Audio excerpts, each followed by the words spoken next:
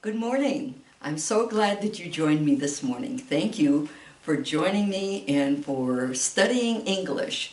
That's what we're going to do today during this class, and we're going to do some idioms and some grammar work. So I hope that you're ready to study and to hopefully learn some new things. And I appreciate you being with me. My name is Marge Peterson. I'm with the Claybrook County Adult Literacy Council. And we have classes, we have these virtual classes, we have classes in our classroom, and we also have, besides English classes, we have the high school equivalency, or sometimes people know them better as the GED classes, but now we call it high school equivalency classes. And so we have those, and if you're interested in finding out any more about any of the classes, please call 361-595-1010, 595-1010, okay? And you can find out more information, and you're welcome to come, and if you want to observe a class before you join it, or come and join the class, because we try to have a good time while we're learning at the same time, and you can certainly make friends within the class. So anyway, let's get started. We're going to start on a new category of idioms today. We've been studying different categories. Some of them had to do with plants and outdoor living things, and the last one was a really long category, and it was called descriptions of people. And actually one of the ones today, I was thinking this could have been included in the descriptions of people, but it's included in this category. It's called sports, games, and athletics, and it has to do with things that sports, different kinds of sports, and different types of games, not necessarily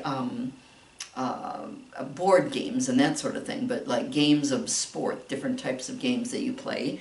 And athletics has to do with the movement of the body. So we're going to concentrate on this for a little while for idioms. Now remember that some of these things, in fact probably all of the ones today, you could translate literally and they have a different meaning. Okay, so they would have a different meaning literally within the sports or the athletics or the games that you're talking about. But we're looking at the idiom meaning. So that's what this category, sports, games, and athletics. Okay, the first one, I think I'm going to move this over just a little bit. Hopefully you can see it more. And I hope you like the summery color. I can't believe it's the middle of June and here we are. We have an idiom in English that I didn't write it down, but it says, how time flies when you're having fun. And so it's already it's the middle of June, and we seem to have a good time and enjoy getting over the pandemic, still being safe, but trying to get back to normal, our lives, as much as possible. And so we're having a good time doing that. And the idiom means how time flies. Time seems to go fast when you're really having fun and involved in something. If it's not a good time, or it's a very difficult time or something like that, then sometimes the time seems to go slower. Time doesn't go faster or slower any time. The time is always the same, but it seems to go faster if you're having fun, and it seems to go slower if it's a very difficult time. So that's another idiom that you could learn. How time flies when you're having fun. The middle of June, and pretty soon it'll be time to go back in the school, and it's but we're having a good time though, so that's good. Okay, the first idiom for today is to have a ball. Okay, now the literal meaning is if you have a ball, you're holding a ball. This is not the literal meaning. This is an idiom, and idioms are words that have a special meaning to them when they're put together. To have a ball is to really enjoy yourself a lot. So if you say, We went to the beach and I had a ball. Doesn't mean that you had a ball, a literal ball, okay? It means you had a really good time. Or you could say, I went on vacation and had a ball, okay? Anytime that you really enjoy yourself a lot, you have a ball, okay? So if you haven't heard that idiom before, it's a very common one. Then say, oh, we had a ball together, or we went to lunch and had a ball, you know, meaning that you enjoyed it. This one, I found it in two different sources. I used two different sources for the meanings of these idioms, or picking out which ones I'm using. And one is a book, a scholastic book of Scholastic's Dictionary is what they call it, of idioms, sayings, and phrases. And then the other one is an app called English Idioms and Phrases. So this was in both of them, and they had a little bit different meaning, so I kind of combined them. But that's the way the ball bounces. I don't know if you've ever heard that before, but that's the way the ball bounces. And bounce means to take a ball and bounce the ball. That's the literal meaning. The idiomatic meaning, or the idiom meaning, is that's the way life is. Things sometimes do not happen as we planned, and we can't do anything about it. Here is another one that one of the sources mentioned that it means. That's the way it goes. Okay? In French, there's one called c'est la vie. It means such is life. Okay? In the one source, it said, in the book, it said that that's the way the ball bounces, or another one was, that's the way the cookie crumbles. I've heard that. I think that's an old one, and they were giving the origin of this. It dated from the 1950s, so it's, you know, it started back in, you know, like 50, 60 years ago, something like that, or 70 years ago. But it's still, maybe that's the way the cookie crumbles was more common then. I don't hear that as much, but that's the way the ball bounces. You hear that because it's just like, well, if something happens and it is not what you planned, you know, and maybe it's not exactly the way that you planned it, we can't do anything about it. That's the way the ball bounces, or such is life. Or, and that's why I'm going to underline this one, because it's another idiom. That's the way it goes. Because that's another idiom. We don't know what it is. Oh, excuse me. I need to maybe do something about securing this. But anyway, I wanted you to see that's the way it goes. It is it's not a special thing, but it's whatever happened that you didn't plan.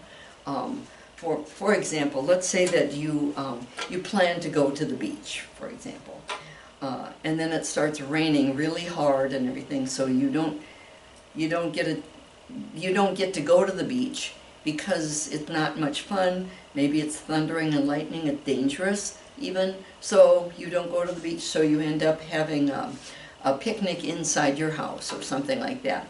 Well, that's the way the ball bounces. You can't do anything, you can't control the weather, and you can't do anything about it. So you have to make another plan or do something else. So that's the way it goes. That's a good thing to remember, and that's a very common idiom. Okay, on the ball, this is a wonderful thing. If someone says that, well, you're really on the ball, that means you're alert, you're effective, you're able to handle things and situations quickly and intelligently, so that if someone says, maybe you go to work for someone and they say, well, you like working there and you feel like you're doing a good job and everything, and your boss says, well, I'd like for you to take on another project because you're so on the ball. It's a compliment. It's a good thing, because that means that they think a lot of you, that you can handle things and situations quickly and intelligently. You're on the ball, okay? It's not like being physically on a ball. but you're able to do things and be effective and handle things well. Okay, so all of these have the word ball in them. Have a ball, that's the way the ball bounces. On the ball, let's look at the next one. Start the ball or get the ball rolling. You can use either one of those, either start the ball rolling or get the ball rolling. And what it means is to begin something that other people will join after you started it. So that let's say, for a personal example, let's say you want to have a family reunion with all your cousins on your father's side of the family. This is my own experience here. So in order to get the ball rolling, you have to contact everyone first and see if they would like to have a reunion, okay? And so, and once people say, oh yes, we'd like to get together, and then you have to figure out all these different things, like when and where and what time and who should come, and things like that, so that other people will join and other people will get involved, but you start the ball rolling, or you get the ball rolling, and that means that the person or the action of actually doing the first thing for it, to begin something, okay? And the last one, the ball is in your court. Now, court is what we say when they play basketball or volleyball, okay? That a court is like, or a tennis court, okay? There you can play outdoor games in a court or indoor games. It means that there's places that that are actual limits that the ball cannot go outside of that. And so the court is where you run around on, and it's not like just an open place, like a field for playing soccer or football or ice for hockey or something or other like that. But it said the ball is in your court, okay? And that means, because the idea is that if you're playing tennis, when the ball comes to your court, you need to do something. It's your turn to speak or act next. That's how you can relate it to the literal meaning. Because if you play volleyball or tennis or soccer is more of a field, but if it would be basketball, okay, that mostly I think things that maybe would have a net, like a tennis or volleyball or even badminton or other things, other games that you play. If the ball comes on your side, then it's your turn to hit the ball. Okay, so if you can remember that, if someone says, well, the ball is in your court, if you had some kind of let's say a discussion or something that has been happening, then it's your turn to speak or to act next. Then someone might say, well, we did this, so now the ball is in your court. And it might not just be you, one person, it might be a whole company or something like that. If there's kind of something is being created or there's a dispute or something like that, and that's when we would use that one, the ball is in your court. So to have a ball, that's the way the ball bounces, or that's the way it goes, okay? On the ball, start or get the ball rolling, and the ball is in your court. They all have that word ball in them, but they all are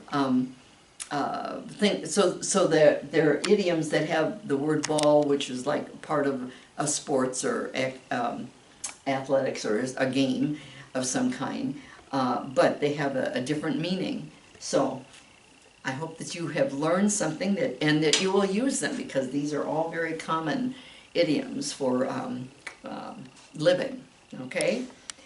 Okay, now we're going to switch gears a little bit, and we are going to have a new section in grammar too. Besides a new category for the idioms, we're having a new part of grammar. And the part of grammar that we're going to use now, and we've been talking about past, simple past. Now we're going to use, we're going to study past progressive. And I'm just going to put this here for right now, because I want you to understand first, before I put their uses there, I want you to understand what past progressive is. Okay, we had the simple past, where usually you would add an ed if it's a regular verb, or if it's an unusual one, you might have a t, like sleep is the verb, and slept would be the past, or deal or dealt, or if you have the word,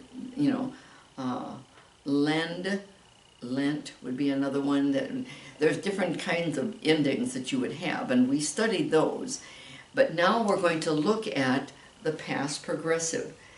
And let me turn this around here for a minute. Okay, first of all, we're going to look at how you make the past progressive, how to form it, how to make past progressive verbs. Okay.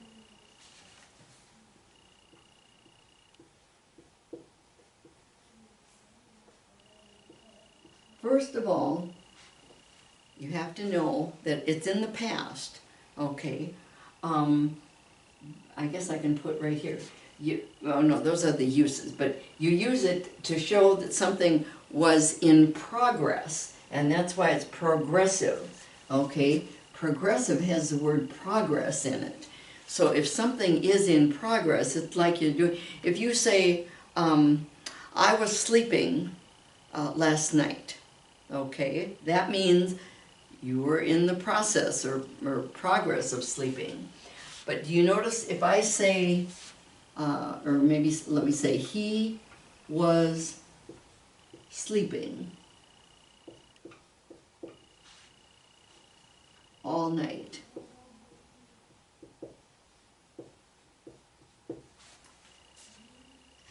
You notice that I said he was sleeping all night.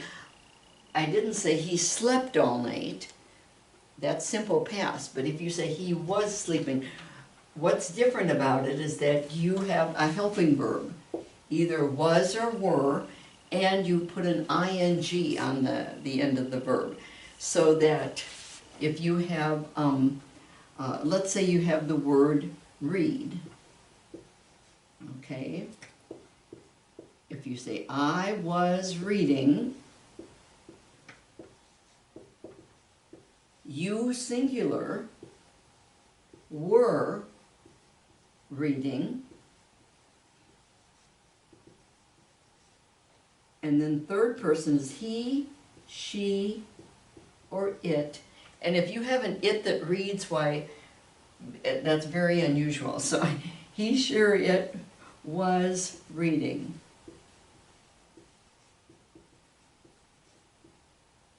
I guess I call my dogs and cats its, and if they can read, then you've got a genius. Okay, so I was reading, you were reading, he, she, or it was reading. Now let's do the plural ones.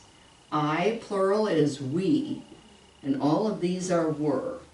We were reading, you, plural,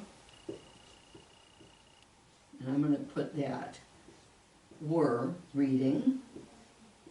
It's just like you singular. It's you plural, were reading. And they, whoops, I guess I should have put it down, just put it over here. They were reading. Okay, now, the reason that we use these, see, we with all of them, there's a helping verb and the ing. Do you see that? So the past progressive, something is in progress. You were reading. We were reading. See, all of those have the helping verb and the ing form, because that's why they're called past progressive. They're in progress. Now, let's look over here at the uses of them, okay? We use past progressive to show that an action was in progress at a certain time in the past. So if someone says, well, what was he doing last night? He was sleeping all night. At a certain time, okay? It was all night, but it was at a certain time. He was sleeping. Okay, that's when you use it, because it was in progress. Now, if you want to say he slept all night, that's simple past. But usually we use it in a special way, and number 2 here is the way that we probably use it the most. You use past progressive and the simple past in one sentence to show that one action or event, the simple past, interrupted another action or event that was already going on. So that if you say, he was sleeping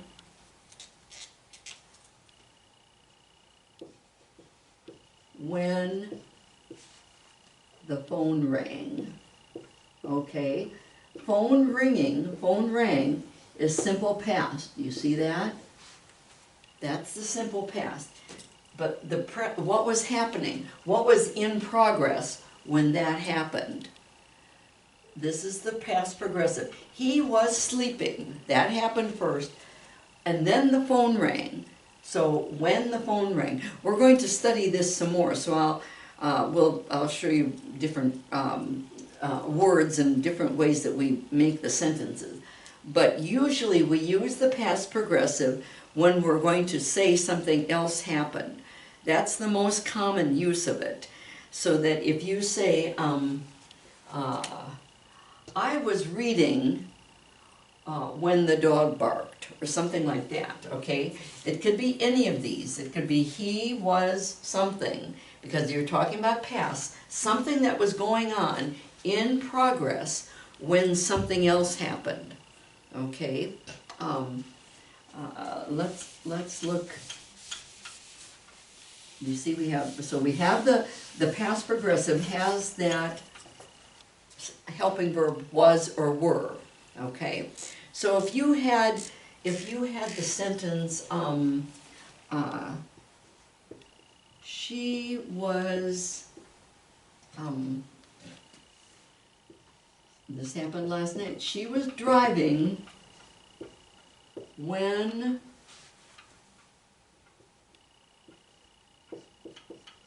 the storm came, or when the storm came, or when the lightning came, okay?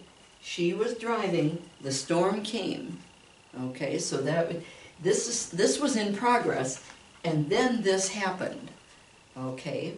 Now, and so there's certain words that we use, so that's the most common use of the past progressive. Something is happening already, and something, we say it interrupted another action. So the action that was going on in this sentence, she was driving. The action that came, or that happened, is the storm came, or the storm hit, or something like that. Here, the first one, he was sleeping. That happened first, then the phone rang. So when the one action that's happening already was interrupted by something else, but the interruption has the simple past, okay? You wouldn't say, she was driving when the storm was coming. Well, sometimes you could say that, but it might be that she was driving when the storm came. You're talking about the storm hit, or it came right at that time. Same thing, he was sleeping when the phone was ringing. No, that wasn't, you could possibly say that. You could use both of them in past progressive. But usually, one thing interrupts another thing, okay? What's in progress, what's happening, is interrupted by the one that's a past tense, because you're saying it. Both of them happen in the past, okay? It's both past, but one thing happens first, then the other thing. And let's see, what here is another one. I was, okay. And there's two ways you can put that too, because you can say, I was reading when the bell rang. Maybe you're at school and here's the past and here's the past progressive. Now you can change those around. You can say, I'm sorry, you have the whole thing. When the bell rang, but if you change it around this way and put this phrase at the beginning, you have to put a comma after it. When the bell rang, I was reading. We're going to look at that some more the next class. We're going to do some practice with that. But mostly I want to show you how to make the past progressive. We'll do some exercises next time, and I want to use to show you that most of the time past progressive is used to show that something interrupted something else, another action. The action that's already in progress, remember, past progressive, it's something that's in progress, it's happening, and something else happens that interrupts it, or it happens when this thing is in progress. So we'll do some more practice with that next time. And I know that I've had, I've had some people inquire about, I did a lot of work with, we've done a lot of studying with simple past. Now we're going to add the past progressive. We're going to try to show and practice some different ways, or ways that we use different forms of the verbs. So, thank you for joining me. I appreciate it. Have a wonderful, wonderful day. Use your idioms, practice your past progressive verbs and your past tense verbs, and I'll see you next time, okay? Bye.